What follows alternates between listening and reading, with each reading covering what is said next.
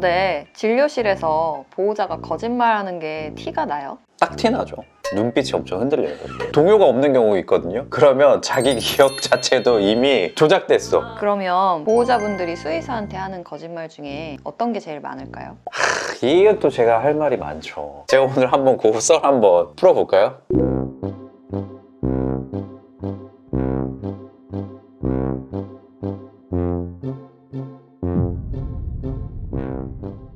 간식 안 줬는데요. 사료만 줬어요. 일반 사료 아니고 처방식 주고 있는데요. 정말 애처로워서 단 한 개도 주지 않았다 라고 하는 경우에는 아니요, 한 개도 준 적이 없는데요. 저 진짜 처방식만 주고 있어요. 이런 정도로 말씀을 하시면 거의 100% 확률로 간식을 안 주고 계신 분들이고요. 약간 흔들린다. 간식 안 줬는데요. 사료만 줬어요. 평소 주는 양보다 훨씬 적게 주기 때문에 이 정도면은 안 준 것과 마찬가지다 생각해서 말씀을 하시는 경우. 그리고 이런 경우 있습니다. 이 친구가 어떤 이유 때문에 약을 먹고 있기 때문에 약 먹을 때 같이 섞어서 주는 건 간식이 아니지 않은가? 약을 먹인 건데? 간식 안 먹인 거지 라고 이렇게 생각하시는 경우들도 있죠. 간식 먹이는 거에 죄책감을 느껴서 약간 거짓말을 하는 보호자분들도 있을 것 같은데 어때요? 특히 어떤 경우에 이런 경우가 많냐면 식이 알러지가 있다거나 염증성 장병증, IBD가 있는 경우에는 정말 저 알러지 사료만 먹고 아이가 생활을 해야 되는데 이런 친구들 그 전에 다 먹어봤단 말이에요. 맛있는 간식. 그러니까 보호자만 보면 막 눈이 진짜 꿀이 뚝뚝 떨어지는 거예요. 하나만 줄 수 없겠어? 나 오늘은 하나 먹어도 될 것 같은데? 고양이들이 이렇게 끊임없이 노력을 하다 보면 보호자분들은 그래, 요새는 처방식 먹고 나서 되게 건강해진 것 같아. 간식 한 번 먹는다고 별일 나겠어? 이러고 나서 다음날 막 10번 토하고 설사하고 이래가지고 병원에 오는 경우들 있거든요. 근데 이런 경우에는 보호자분이 이 친구가 아픈 이유가 내가 간식을 줬기 때문에 아팠다라는 어떤 죄책감, 좀 숨기고 싶고 이런 것들이 있으니까 저는 그냥 이렇게 말합니다. 아, 집에 뭐 할머니께서 주셨을 수도 있나요? 그러면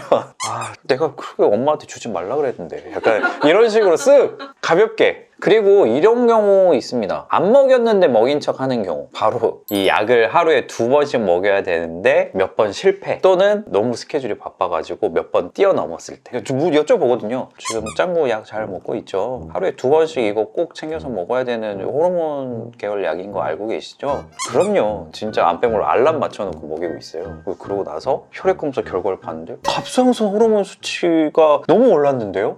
이런 경우에는 너무 중요한 이유가 안 그러면 이 약 용량을 높여야 된단 말이에요. 그러면 갑상선 기능 저하증으로 갈 수도 있어. 그래서 잘 먹였는지 잘 먹이지 않았는지에 대해서 정확한 정보를 제공을 해주셔야지만 정확한 용량의 약을 처방이 나갈 수 있기 때문에 요거는 절대로 거짓말 하시면 안 되는 포인트다.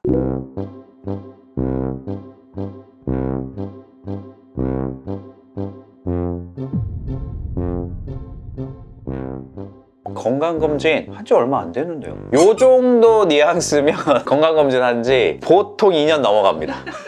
이렇게 히스토리 테이킹을 우리가 하게 되면 그때 꼭 여쭤보는 게, 그래서 마지막으로 건강검진은 언제 하셨을까요? 이게 매년 건강검진을 주기적으로 하고 계신 분들 같은 경우에는 거의 뭐 바로 아세요. 근데 건강검진 한 지 진짜 얼마 안 됐는데? 요렇게 이야기가 나온다. 이러면 대부분 시간이 너무 오래 지나서 기존 검사와 지금의 검사 사이에는 어떤 변화가 일어나도 이상하지 않다라고 생각할 수 있는 기준이 됩니다. 보호자들이 이런 거짓말을 하는 이유가 뭘까요? 단순히 정말로 이제 기억을 못 하시는 경우가 가장 많기는 하고요. 이런 경우도 있어요. 수의사한테 건강검진은 매년 주기적으로 해주는 게 꼭 좋습니다 라고 설명을 들었거나, 아니면 저희 대감님들처럼 미야홍철의 양양펀치 보다가 건강검진은 1살 때부터 주기적으로 매년 해야 된다라고 들어서 인지를 하고 있는데, 내가 너무 바쁘다거나 고양이가 병원 가는 거에 너무 스트레스 받는다거나 이런 것들 때문에 시기를 놓치거나 계속 미뤄서 그 간격이 너무 벌어지면 이게 약간 또 죄책감이 들거든요.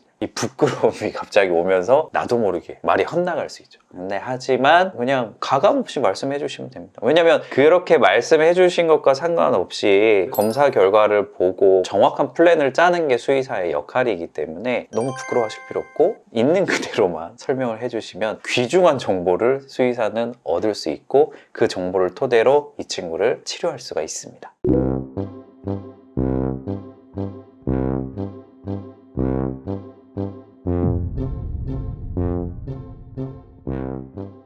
하루 종일 아이가 토했어요. 죽을 것 같아요. 너무 너무 꼴보기였나요?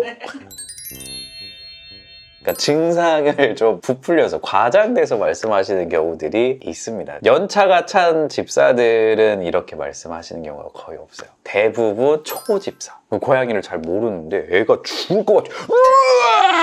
오, 막 내장 장기가 다 뽑아져 나올 것처럼 모습을 보이다가 아이들이 토하기 때문에 우리 집 애가 진짜 죽을 것 같이 토했어요. 근데 열심히 이야기를 듣다 보니까 그래서 몇 번 토했죠? 2번이요. 사료는요? 잘 먹었어요. 혹시 털뭉치 같은 게 섞여 나왔나요? 네, 처음에 털뭉치가 이만큼 나오고 그 다음에 하얀 거품털을 했어요. 이렇게 이어지는 경우들이 꽤 많이 있습니다. 이거는 의도가 있어서 처음부터 거짓말을 하는 게 아니고 내가 객관성을 잃을 만큼 너무 깜짝 놀란 보호자들이 수의사한테 왔을 때 상황을 자기가 느꼈던 감정만큼 부풀려서 이 이야기를 전달하게 되는 경우들이 꽤 많이 있는 거죠. 이 수의사들이 아픈 친구를 치료하기 위해서 가장 히스토리 테이킹을 하기 좋은 조건을 좀 설명을 드리자면 사건의 그냥 나열을 말씀해 주시는 게 가장 좋습니다. 어제 저녁에 처음 토하기 시작을 했고 처음 토했을 때는 사료토였어요. 근데 거기에 털뭉치도 같이 섞여 있더라고요. 그러고 나서는 오늘 아침까지는 구토가 없었고 사료는 잘 먹었습니다. 이런 식으로 사건을 있었던 대로 차분하게 나열해서 설명을 해주시고 설사나 구토 증상 이런 것들이 있을 때는 사진과 함께 일지를 좀 작성해서 수의사에게 전달해 준다라고 하면 가장 빠르게 상황 판단을 할 수 있습니다. 혹시 증상을 축소해서 말하는 경우도 있을까요? 있죠.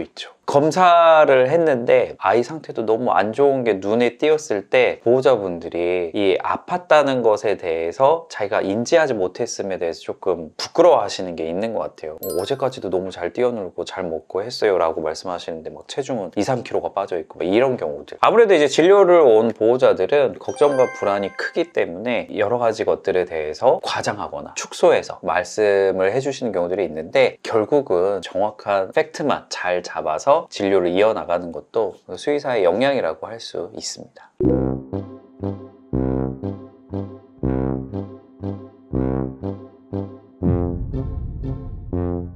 네카라 한 번도 안 풀어줬어요. 근데 보호자님 수술 부위가 이렇게 벌어져가지고 지금 출혈이 생겼잖아요. 근데 5분밖에 안 풀어줬는데? 이런 경우 진짜 많습니다. 이 고양이라서 특히나 이런 경우가 많고 중성화 수술한 친구들은 처음으로 네카를 해보기 때문에 처음에 이것 때문에 움직임도 좀 둔해지고 어색해하는 모습을 첫 한 2, 3일간 보이거든요. 보호자분들이 너무 이걸 보면 막 동정심, 어찌할 바를 모르는 마음이 막 생깁니다. 그렇다 보니까 잠깐은 괜찮겠지. 내가 옆에서 보고 있으니까. 근데 분명히 사료를 먹다가 자기 수술 부위를 단 30초라도 진짜 최선을 다해서 핥고 나면 그 수술 부위가 벌어지거나 염증이 생기는 그런 일들이 정말 비일비재합니다. 저희는 그냥 딱 그 수술 부위 보면 보이거든요. 왜냐면 사포 같은 것으로 싹싹 문대지 않았다면 이거는 고양이의 혀에 있는 미늘이 핥고 지나간 자리라는 것을 수의사들은 다 알아요. 옆에서 보고 있으니까 괜찮겠지라고 방심하는 순간에 이런 일들이 정말 잘 발생하니까요. 예외 없이 적용을 해주시면 가장 좋겠습니다.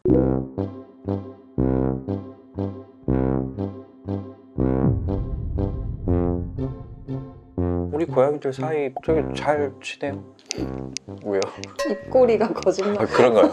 근데 이 질문을 가장 많이 하는 경우는 어떤 경우냐면 스트레스성 질병이 계속해서 재발하는 경우에 질문을 많이 합니다. 특발성 방광염이 자꾸 발생하는 집인데 담요 과정이다 라고 하면 첫 번째 질문, 집에 고양이들이 몇 마리 있고 고양이들 간의 사이는 괜찮은가요? 라고 이제 질문을 많이 하게 되고요. 경우에 따라서 만성 변비를 겪고 있는 친구들한테도 이 질문을 하게 되죠. 왜 사이가 좋다고 말하는 걸까요? 합사가 실패했다는 것에 대해서 인정하고 싶지 않은 경우. 내가 다 데려왔잖아요. 가끔 뭐 투닥거릴 수도 있지. 다 이 정도 지내는 거 아닌가? 라고 생각하고 잘 지낸다 라고 말씀하시는 경우들이 있는데 거기서 이제 세부 질문이 들어갑니다. 혹시 이 친구 화장실 갈 때 자꾸 따라오는 고양이가 있나요? 고양이가 항상 좀 구석에 쫓겨서 항상 몰리는 경우가 있나요? 아, 그렇군요. 그러면 사이가 나쁜 겁니다. 라고 이게 이야기를 하다 보면 그 전까지는 모르다가